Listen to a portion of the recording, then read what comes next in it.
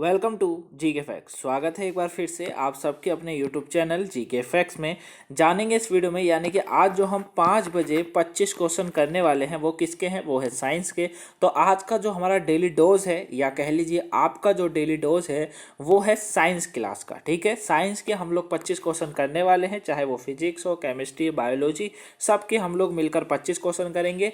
और 25 question most important question है। चाहे आप किसी भी कॉम्पिटेटिव एग्जाम की तैयारी कर रहे हो या फिर अपनी नॉलेज को गेन कर रहे हो, तो भी ये क्वेश्चन आपको काफ़ी हेल्प करेंगे आपकी नॉलेज को गेन करने में। साथ में आपको यहाँ से क्वेश्चन एग्जाम में देखने को मिल सकते हैं। क्लियर?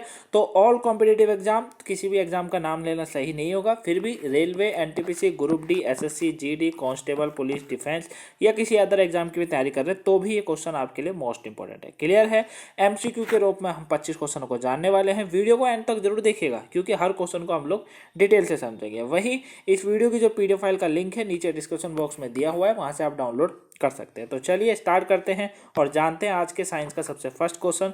पहला क्वेश्चन है आज का कि भीषण सर्दी में ठंडे देशों में पानी की पाइप फट जाती है, इसका क्या कारण होता है? ऐसा क्या हो जाता है कि जब भीषण सर्दी पड़ती है, यानी कि जिसमें पानी भी जम जाता है थोड़ी देर के बाद, फ्रिज में ना रखे होने के कारण भी, तो ऐसा क्या होता है कि जो पानी की पाइप जो होती है वो फट जाती है? देखिए, ऐसा एक ही कारण है, वो है पानी की जो होता है, इसका क्या कारण होता है? इसका कारण होता है कि क्योंकि जमने पर पानी फैलता है। सिंपल सा कारण है, क्योंकि जमने पर पानी फैलता है। अरे होता क्या है, देखिए, जब पानी जम जाता है तो वो क्या होता है, वो फैल जाता है। पानी जमने पर फैलता है, याद रखिएगा। अब बात आती है कि जमने पर मतलब उसको जो है, उसका जो क्षेत्रफल होता है वो फैलने लग जाता है ना। पानी जमता रहता है, वो फैलता रहता है, जिसके कारण पाइप जो है धीरे धीरे करके क्या हो जाता है, पाइप जो है धीरे धीरे करके टूटना स्टार्ट होता है, टूट जाता है पाइप, है ना। पाइप फट जाता है, क्योंकि सर्दी के कारण पाइप जो होता है वो कमजोर हो जाता है। समझ रहे मेरी बात को? भाई प्लास्टिक का पाइप तो कमजोर हो जाता है ना। आपने देखा होगा कि जैसे जो घरों में जो रबड़ के पाइप होते हैं वो एकदम कड़क हो जाते हैं सर्दी में, है ना। रबड़ वाले जो पाइप होते हैं जिनसे आप गाड़ी वाड़ी धोते होंगे, वो एकदम कड़क हो जाते हैं, है ना। और जो नॉर्मल पाइप होते हैं वो भी एकदम मतलब ऐसे कड़क तो हो जाते हैं, लेकिन अगर उनमें हाथ मारो या पत्थर वत्थर मारो तो उनमें छेद हो जाता है। तो इसीलिए होता है, क्योंकि सर्दी में जो है वो चीज़ें जो होता है ठोस हो जाती है, और गर्मी में वही चीज़ें नरम हो जाती हैं, फिर उनको वो करना मुश्किल पड़ जाता है। ठीक है, तो इसीलिए ए ऑप्शन इसका बिल्कुल राइट आंसर है, क्योंकि जमने पर पानी फैलता है, ये याद रखिएगा। क्लियर हो गया? चलिए नेक्स्ट क्वेश्चन है, रात में तारे चमकते हैं। अब भैया रात में तारे चमकने का क्या कारण होता है? देखिए, रात में जो तारे चमकते हैं उनका जो कारण है वो है अनेक अपरिवर्तनों के कारण। ठीक है, अनेक अपरिवर्तन होते रहते हैं वायुमंडल के अंदर। ठीक है, और इसी के कारण जो होता है रात में तारे चमकते हैं। याद रखिएगा, सेकंड ऑप्शन बिल्कुल, अनेक अपरिवर्तन के कारण, अपरिवर्तनों के कारण ही जो है तारे जो है चमकते हैं। ठीक है, चलिए नेक्स्ट क्वेश्चन है, संकल्प प्रोजेक्ट किस बीमारी के इलाज के लिए बनाया गया है? तो संकल्प प्रोजेक्ट के बारे में आपने सुना होगा, ठीक है, जो कि एक बीमारी के लिए बनाया गया है, वो आपको बताना है ये किस बीमारी के लिए बनाया गया है। ठीक है, थोड़ा सा रिलैक्स होकर आंसरों को सोचा करो गाइस, ताकि आप एग्जाम में भी अच्छे से कर पाओ। ठीक है, क्योंकि एक बात ध्यान रखिएगा कि जो जीके जीएस वाला जो पार्ट होता है पेपर के अंदर, जीके जीएस वाला पार्ट, इसमें केवल एक क्वेश्चन के लिए आपके पास 25 सेकंड होते हैं बस। 25 सेकंड से ज़्यादा किसी भी क्वेश्चन में आंसर मत लीजिएगा समय। ठीक है, जब आप 25 सेकंड ले पाएंगे ना, मान लीजिए 25 क्वेश्चन है, आपने 25 सेकंड ले लिए, ठीक है, तो मैक्सिमम कितना समय लिया आपने मैक्सिमम, मुझे नहीं लगता ज़्यादा समय लेंगे। यानी कि ये भी कह सकते हैं 5 से 10 मिनट वाला, जो 5 से 10 मिनट वाला जो आपके पास समय है ना, 1 घंटे का समय होता है, किसी किसी में 1.5 घंटे का होता है, तो उसमें उसी क्वेश्चन के हिसाब से होते हैं ज़्यादा, है ना। लेकिन करीबन 60 मिनट की अगर मैं बात करूँ तो 60 मिनट यानी कि 1 घंटे में आपका एग्जाम खत्म होना है। और आपको क्या करना है, 50 मिनट जो है ना, वो आपको किसके लिए रखने, मैथ और रीजनिंग के लिए, और अगर इंग्लिश का पार्ट होता है तो इंग्लिश के लिए। ठीक है, इनों के लिए रखने हैं। और जो 10 मिनट है ना आपके पास, वो 10 मिनट 25 क्वेश्चन के लिए होने चाहिए बस। इतना आपका डेटा होना चाहिए, तभी जाकर आप जो है जीके जीएस अच्छे से कर पाएंगे। समझ रहे मेरी बात को? और मेरा वही मतलब होता है कि थोड़ा सा समय तो लो, एक क्वेश्चन के लिए करीबन 4 से 5 सेकंड तो कम से कम लो। ठीक है, और उसके बाद उसको फटाफट से कर दो फिर। ठीक है, क्योंकि कोई क्वेश्चन ऐसे होते हैं, जैसे कि 25 क्वेश्चन है, अब 25 क्वेश्चनों में से पक्की बात है कि बहुत से क्वेश्चन ऐसे होंगे उसके अंदर जिसकी आपको पूरी तैयारी है, तो उसमें क्या करेंगे, आपने क्वेश्चन पढ़ा, आंसर नीचे ऑप्शन देखा, आंसर लगाया सीधे, है ना, तो वहाँ पे समय बच गया।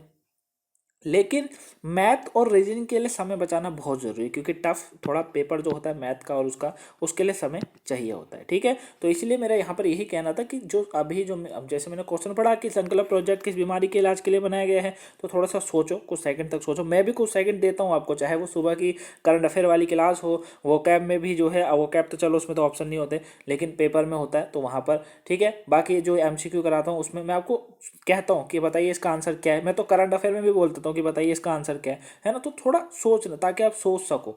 हो सकता है कहीं और से आपने करंट अफेयर देखी, वहाँ पर वो क्वेश्चन हो चुका हो, इसीलिए मैं आपको हमेशा कहता हूँ कि सोचो थोड़ा सा, है ना। तो हमेशा रुक कर आंसर दो। क्लियर। तो संकल्प प्रोजेक्ट किस बीमारी के इलाज के लिए बनाया गया है, तो देखिए ये जो बनाया गया है वो HIV के लिए बनाया गया है। किसके लिए बनाया गया है, HIV के लिए बनाया गया है। सी ऑप्शन बिल्कुल राइट आंसर है। ठीक है, HIV जो बीमारी होती है उसके लिए बनाया गया। तो संकल्प प्रोजेक्ट HIV या फिर एड्स की घातक बीमारी के इलाज के लिए जो है और उस पर नियंत्रण के लिए इसको शुरू किया गया था, संकल्प प्रोजेक्ट। नेक्स्ट क्वेश्चन है, प्रकाश संश्लेषण के द्वारा हरे पौधे क्या पैदा करते हैं। जब प्रकाश संश्लेषण होता है तो इसके द्वारा हरे पौधे जो होते हैं वो क्या पैदा करते हैं, बताइए। कार्बनिक द्रव्य पैदा करते हैं, अकार्बनिक द्रव्य पैदा करते हैं, खनिज करते हैं, पोषक तत्व करते हैं, क्या पैदा करते हैं, बताइए ऑप्शन में से कौन सा राइट है। तो देखिए जब प्रकाश संश्लेषण होता है तो इसके द्वारा हरे पौधे जो पैदा करते हैं वो क्या पैदा करते हैं, वो पैदा करते हैं कार्बनिक द्रव्य। क्या, कार्बनिक द्रव्य, यानी कि ए ऑप्शन बिल्कुल राइट आंसर है। ठीक है, कार्बनिक द्रव्य जो वो हरे पौधे पैदा करते हैं, कब, जब प्रकाश संश्लेषण के द्वारा। नेक्स्ट क्वेश्चन, पालक के पत्तों में निम्नलिखित में से किसकी मात्रा सर्वाधिक होती है। मोस्ट इंपोर्टेंट क्वेश्चन, और बहुत ही ज्यादा आपने इसको एग्जाम में देखा होगा, हजारों एग्जामों में ये आता रहता है क्वेश्चन, रिपीटेड क्वेश्चन आता है, रिपीटेड। जैसे फर्स्ट शिफ्ट में आ गया तो होता है कि सेकंड में ना आए, थर्ड में आ जाता है ना। तो रिपीटेड क्वेश्चन होता है, हमेशा आता रहता है ये क्वेश्चन, मोस्ट इंपोर्टेंट क्वेश्चन है, काफी चर्चित क्वेश्चन है। तो पालक के पत्तों में निम्नलिखित में से किसकी मात्रा सर्वाधिक होती है, तो सिंपल सी बात है। देखिए कंफ्यूजन तो होती है, अब जिस बच्चे ने पढ़ा होगा वही आंसर करेगा, बाकी तो जय माता दी वाला काम करेंगे फिर, है ना। तो विटामिन भी, कई लोग सोचेंगे विटामिन विटामिन होता होगा, भैया विटामिन लगाओ, आयरन आयरन लगाओ, वसा, कार्बोहाइड्रेट, इस तरीके से नहीं। देखिए पालक के जो पत्ते होते हैं, ध्यान से समझिएगा, पालक के पत्तों पर आयरन जो होता है वो मिलता है। बी ऑप्शन बिल्कुल राइट आंसर है। ठीक है, आयरन जो होता है वही आयरन जो होता है वो पालक के पत्तों में मिलता है, जरूर नहीं है ड्रग्स में मिलता है, पालक के पत्तों में मिलता है। ठीक है, चलिए नेक्स्ट क्वेश्चन है, कलाई की हड्डियों के किस नाम से जाना जाता है। कलाई की हड्डियां, देखिए हड्डियों को बताइए किस नाम से जाना जाता है। ये क्वेश्चन भी काफी पॉपुलर क्वेश्चन है गाइस, काफी बार एग्जाम में देखा गया है। तो कलाई की हड्डियां जो होती है इन्हें जो जाना जाता है वो मेटाकार्पल्स के नाम से जाना जाता है। मेटाकार्पल्स जो होता है, कार्पल्स जो होता है, इसके नाम से जाना जाता है कलाई की हड्डियों को। क्लियर, बी ऑप्शन इसका बिल्कुल राइट आंसर है। नेक्स्ट क्वेश्चन है, वह पौधे जो अत्यधिक नमक वाली मिट्टी में उत्पन्न होते हैं क्या कहलाते हैं। मोस्ट इंपोर्टेंट क्वेश्चन, ये क्वेश्चन आपने कहीं ना कहीं किसी ना किसी एग्जाम में 100% देखो, वैसे 25 क्वेश्चन आपने देखे होंगे, लेकिन ये क्वेश्चन काफी बार आ जाता है और बच्चे इसको इग्नोर करते हैं पढ़ने से, है ना। क्योंकि हो सकता है कि पढ़ा भी ना हो, आप में से बहुतों ने पढ़ा भी ना हो, जो वीडियो देख रहे हो उनमें से कितनों ने पढ़ा भी ना हो। तो वह पौधे जो अत्यधिक नमक वाली मिट्टी में उत्पन्न होते हैं वो क्या कहलाते हैं। देखिए जो पौधे अत्यधिक नमक वाली मिट्टी में पैदा होते हैं ना, हमेशा याद रखिएगा, अधिक नमक वाली मिट्टी में उत्पन्न होने वाले पौधों को हेलोफाइटा कहलाया जाता है। क्या कहलाया जाता है, हेलोफाइटा कहा जाता है। ठीक है, याद रखिएगा, हेलोफाइटा जो है इन्हें कहा जाता है। सी ऑप्शन बिल्कुल राइट आंसर है। क्लियर हो जाएगा।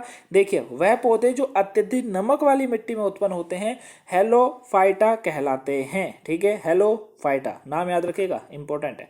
अब देखिए नेक्स्ट क्वेश्चन, ये बहुत बढ़िया क्वेश्चन है, रेजिन व तारपिन प्राप्त किया जाता है, बताइए ऑप्शन में से किससे जो है रेजिन व तारपिन जो है ये प्राप्त किया जाता है। तो देखिए ये जो प्राप्त किया जाता है वो साइकस से प्राप्त किया जाता है। किससे, साइकस से प्राप्त किया जाता है। तो साइकस जो होता है उससे रेजिन व तारपिन जो है वो प्राप्त किया जाता है, ये हमेशा आपको याद रखना है। अब बात आती है कि ये होता क्या है। देखिए रेजिन आप ये देख सकते हैं, ठीक है, ये देख सकते हैं, इससे ही तारपिन प्राप्त होता है।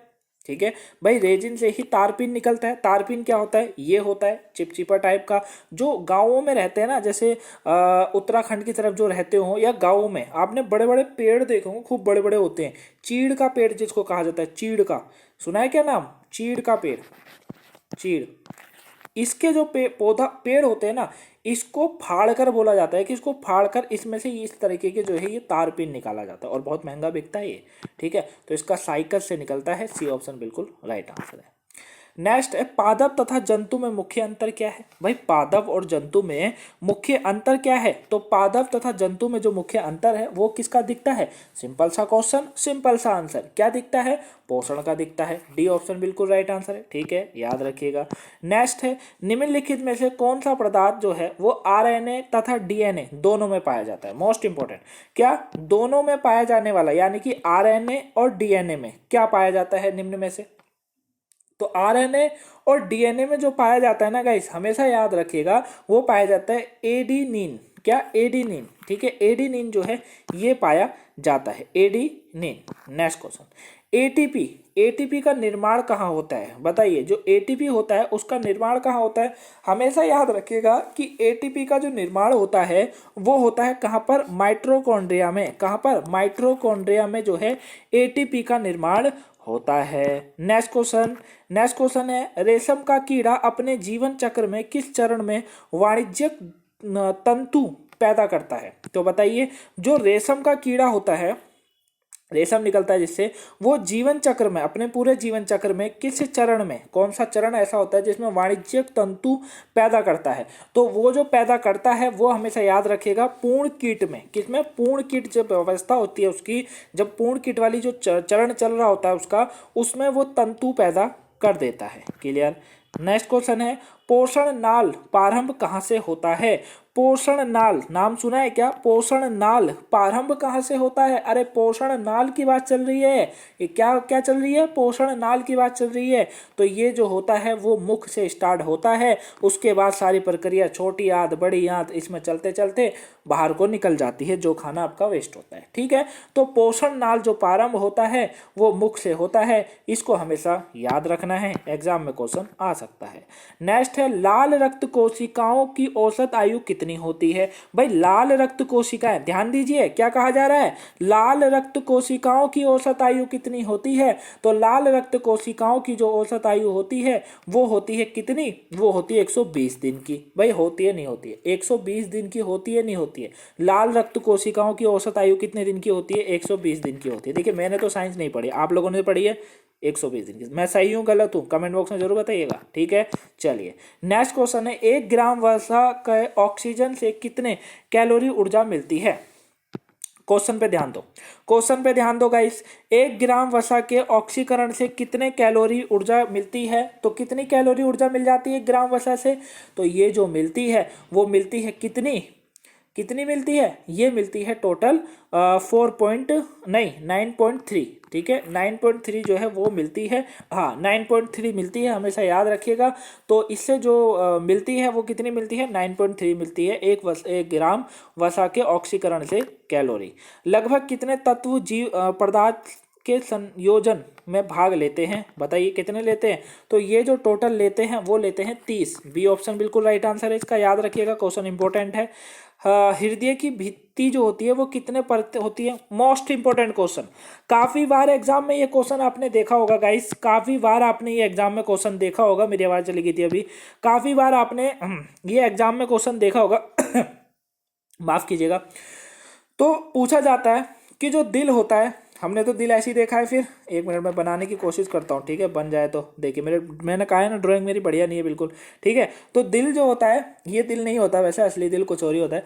तो उसमें जो कहा जाता है कि उसकी परतें बतानी है, जो होता है ना भित्ति की कितनी परतें होती हैं। तो भित्ति की कितनी परतें होती हैं, 3, ए ऑप्शन बिल्कुल राइट आंसर, ठीक है, याद रखिएगा। देखिए एक मैं आपको बताता हूँ इसको याद करने का, देखिए तरीका देखिए, ठीक है, एक तरीका देखिए, मजाक का है लेकिन बढ़िया है। पहला होता है लव, ठीक है, दूसरा हो गया सैडपन, और तीसरा हो गया रुलाना। ये हो गई 3 परतें, ठीक, इस तरीके से याद रखिए, ए ऑप्शन बिल्कुल राइट आंसर है। नेक्स्ट क्वेश्चन है मास्ट कोशिकाएं, जो मास्ट कोशिकाएं होती हैं वो किस में होती हैं, बताइए मास्ट कोशिकाएं किस में होती हैं। पेशियाओं में होती है, तांत्रिक तंतु में होती है, संयोजी उत्तक में होती है, उपकला उत्तक में होती है, बताइए किस में होती है। तो ये जो होती है वो होती है किसमें, संयोजी उत्तक के अंदर, सी ऑप्शन बिल्कुल इसका राइट आंसर है, ठीक हो गया। नेक्स्ट है दूध को पचाने के लिए आवश्यक एंजाइम रेनिन और लैक्टेस मानव शरीर में कितनी वर्ष की आयु में लुप्त हो जाता है? बताइए। जो दूध को पचाने वाला दूध को पचाने के लिए जो आवश्यक होता है ना, एंजाइम रेनिन और लैक्टेस, वो मानव शरीर में कितने वर्ष की आयु बाद लुप्त हो जाता है?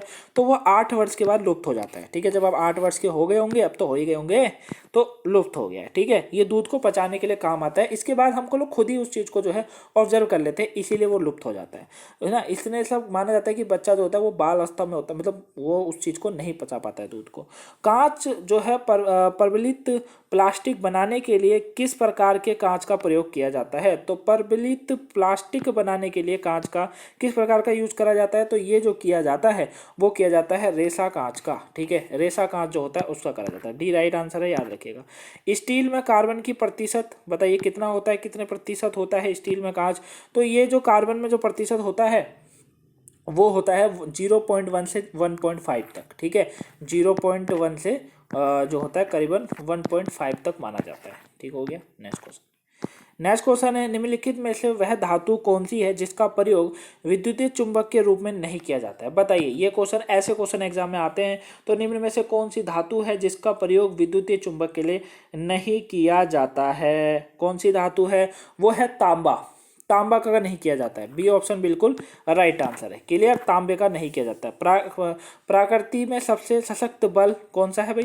प्राकृतिक में सबसे सशक्त बल कौन सा है? तो ये जो है वो है कौन सा? वो है आपका क्या कहते हैं इसको, नाभिकीय बल। ठीक है, नाभिकीय बल जो होता है वो प्रकृति में सबसे सशक्त बल है। ठीक हो गया। नेक्स्ट क्वेश्चन है, पृथ्वी पर दूरस्थ वस्तुओं के देखने के लिए प्रयुक्त उदाहरण कौन सा? उदाहरण बिल्कुल राइट बैठता है। तो इसमें जो बैठता है वो बैठता है ए, पार्थिव दूरदर्शक। पार्थिव दूरदर्शक जो होता है वो दूरस्थ वस्तुओं को देखने के लिए प्रयुक्त होता है। ठीक हो गया। पृथ्वी पर जब किसी तालाब के शांत जल में पत्थर फेंका जाए तो तालाब में जल के पृष्ठ पर उठने वाली लहरें क्या होती हैं? तो ये जो होती है वो अनुदैर्ध्य और अनुप्रस्थ दोनों होती हैं। ठीक है, जब भी आप किसी तालाब में शांत जल में वो जो पत्थर फेंकते हैं तो उसमें जो लहरें उड़ती हैं वो अनुदैर्ध्य और अनुप्रस्थ दोनों तरह की होती हैं। क्लियर। तो ये थे गाइस आज के 25 साइंस के क्वेश्चन। आई होप आपने अच्छा खासा स्कोर किया होगा। जो भी आपने स्कोर करा है कमेंट बॉक्स में बता दीजिएगा। वीडियो कैसी लगी वो भी बताइएगा। वीडियो पसंद आई हो लाइक कीजिएगा, चैनल पर नए सब्सक्राइब कीजिएगा, शेयर कीजिएगा ताकि और भी लोगों पर पहुंच सके। तो मिलेंगे नेक्स्ट वीडियो में, तब तक के लिए थैंक्स फॉर वॉचिंग गाइस। और हाँ, 5 बजे वाली, 8 बजे वाली, 2 बजे वाली, तीनों में से कोई भी क्लास ना देखियो, देख लीजिएगा। मिलेंगे रात वाली वीडियो में, तब तक के लिए thank you for watching. Have a nice day. Thanks for watching.